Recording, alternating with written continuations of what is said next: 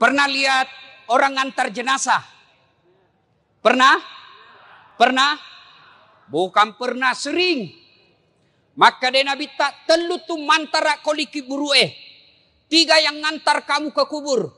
Tapi 2 yang kembali, 1 yang setia menemanimu. Yang pertama harta. Keluar semua harta ngantar. Mobil, motor, keluar semua. Begitu masuk kubur, ada harta yang masuk? Ada harta yang masuk? Ada kain kafan. Tidak ada orang mentang-mentang kaya kasih masuk handphone. Kasih masuk kipas angin. Tidak. Kaos kaki saja orang Islam tidak boleh kau pakai. Yang kedua mengantar kita apa? Keluarga. Keluar semua teman-teman, keluarga kita, sahabat kita pergi mengantar ke kubur. Tapi begitu masuk di kubur, ada yang mau temani? Ada yang mau temani? Tidak. Meskipun bapak kalau meninggal istrinya, meskipun sayang sama istri, mau masuk di kubur. Nabi bilang, kemanapun kau pergi, aku akan mengikutimu. Gunung kan kudaki, lautan ku seberangi, masjid kau lewati. Masuk di kubur, ada yang mau temani? Tidak. Yang ketiga kata Nabi, yang mengantarmu amal. Inilah yang akan mengikutimu kemanapun kau pergi. Masuk di kubur, dia akan masuk. 2 jenis amal. Amal kebaikan, amal keburukan. Masuk. Taman iki buru ditimbun. Pak, ada perantau di sini? Ada dari Sulawesi? Coba angkat tangan. Oh, banyak-banyak. Ada dari Jawa? Banyak. Ada orang Banjar? Bubuhan Banjar, Jar. Banyak betul. Kampungnya. Bapak orang Bugis datang merantau ke Batu Licin. Ternyata di Batu Licin tidak sesuai harapan. Masih ada pilihan? Masih ada? Ada. Pulang lagi Pak. Lewat Batu Licin, turun di Parepare. Dari Jawa merantau ke Batu Licin. Sampai Batu Licin kada nyaman. Bulik lagi pian. Pergi di Jawa. Iya toh? Cocok. Tapi demi Allah. Kota mana ki buru masuk kalian kubur. Senang tidak senang. Tinggal kau di situ. Gak boleh kau lagi keluar. Kalau kau keluar kau dari kuburmu, kau dikubur sore, keluar kau besok pagi, lari semua orang Batu Licin. Nah, kalau masuk kubur, tidak bisa makin ngapa-ngapain. Petumanan ya malakmu, kata Nabi, putus semua amal-amalmu, kecuali 3 hal. Haji almarhum Haji Andi Arsad dengan istri, ada mi di kubur? Almarhum Abdul Latif bin Siapo, bapaknya Ustadz, ada mi di kubur? Soeharto, Habibie, Gus Dur, Soekarno, ada mi di kubur? Mbah Surip, tak gendong kemana-mana. Dek nagaga, hilang semua. Maka putus semua orang sudah dalam kubur. Yang bisa menolongmu kata Nabi telu mani. Tinggal 3 perkara yang bisa menolongmu kalau kau sudah masuk kubur. Apa gerangan yang menolong? 1 kata Nabi, anak yang soleh dan soleha. Bukan anak anggota DPR. Bukan anak kontraktor. Bukan anak profesor. Bukan anak tentara polisi. Bukan. Tapi apa? Soleh dan soleha. Menjadi soleh dan soleha tidak harus tinggi sekolah. Menjadi soleh dan soleha tidak harus kaya. Menjadi soleh dan soleha tidak jadi pejabat dulu, tidak. Biar tidak ada sekolahmu kau bisa jadi soleh dan soleha. Biar kau miskin boleh kau jadi soleh dan soleha. Dan itu gampang. Mau jadi anggota DPR? Wane piro. Mau jadi bupati? Lebih mahal lagi, tipu kiri kanan.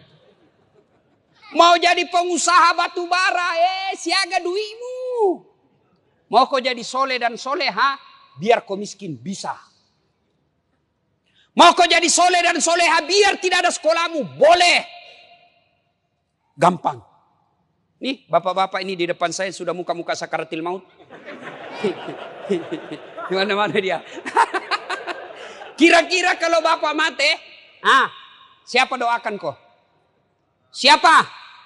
Istrimu. Kalau dia masih muda, kawin lagi.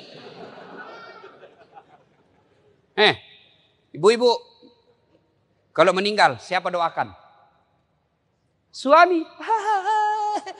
Mak bene sih. Siapa yang doakan kita? Anak. Saya ini contohnya. Kakak saya, jarang saya doakan. Nah minta doakan Kak De. Itu pun kalau saya ingat. Tapi siapa yang selalu saya doakan di sujud terakhir saya setiap sholat. 5 waktu saya selalu sujud. Saya di ujung sujud saya selalu berdoa. Allahumma ghafirli wali walidayya warhamhuma kama rabbayani shaghira. Dan saya merasa almarhum Abdul Latif termasuk bahagia di kubur. Kenapa? Karena saya setiap sujud bukan diriku kudoakan tapi bapakku.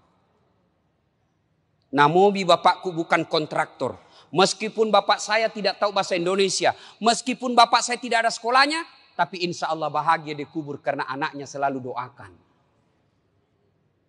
Nih bapak-bapak kalau mati Ki. Mau Ki lihat bagaimana nasib tak dikubur. Lihat anakmu sekarang. Lihat anakmu. Kalau anakmu malam Jumat kau intip. Wih, baca Yasin di dalam kamar. Harapan mo harapan. Pagi-pagi, siapa buka pintu itu? Intip, tahu wah. Anaknya yang bungsu buru-buru ke masjid. Harapan no. Anakmu pergi main futsal jam 5. 10 menit sebelum menjalan, lari-lari pulang cepat rumah. Kenapa? Dia mau tunggu sholat jamaah maghrib di masjid. Harapan Pak, meskipun kau cuma ngontrak-ngontrak. Biar anakmu tinggi sekolahnya. Banyak uangnya. Banyak istrinya. Tapi tidak pernah sembahyang. Macilaka kok. Pintar bahasa Inggris Ustaz. Apa hebatnya pintar bahasa Inggris? Nah bilang jago sekali anaknya itu Ustaz. Masih SD pintar bahasa Inggris. Nah banyak anak-anak pintar bahasa Inggris. Nggak percaya pergi kok di Inggris. Itu anak-anak di Inggris Pak. Bahasa Inggris semua. Apa kalau dia pintar bahasa Inggris? Memangnya kalau dia pintar bahasa Inggris berdoa pakai bahasa Inggris. Oh my God. Please help me my mother. Bleh.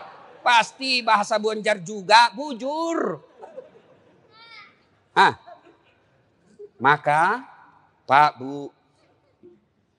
Yang bisa menolong Bapak seketika kubur. Anak yang soleh dan soleha. Yang kedua. Yang bisa menolong kita ketika sudah masuk di kubur. Apa? Sedekah. Nih bapak-bapak yang banyak cincinnya. Jamrud. Ruby. Pak Sudian. Mahal jamnya. Kalau pian mati. Siapa pakainya itu?